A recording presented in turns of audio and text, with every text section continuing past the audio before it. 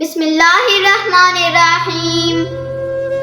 تمام تعریفیں اللہ کے لیے جو تمام جہانوں کا مالک اور پالنے والا ہے، اور بے انتہا درود حضرت محمد صلی اللہ علیہ وآلہ وسلم کی ذات اقدس پر جو دنیا کے عظیم رہنما اور منصف ہیں۔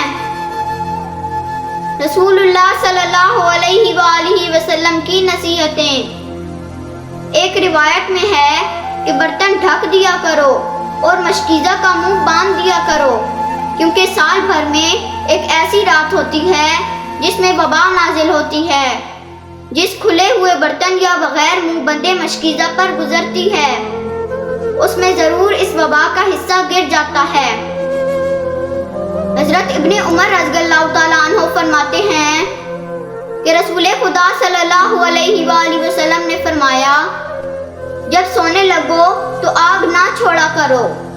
حضرت جابر رضی اللہ تعالیٰ عنہ فرماتے ہیں کہ رسول خدا صلی اللہ علیہ وآلہ وسلم نے فرمایا، جب رات کو کتے یا گدھے کی آواز سنو تو اعوذ باللہ من الشیطان الرجیم پڑھا کرو، کیونکہ وہ ایسی چیزیں دیکھتے ہیں جن کو تم نہیں دیکھتے۔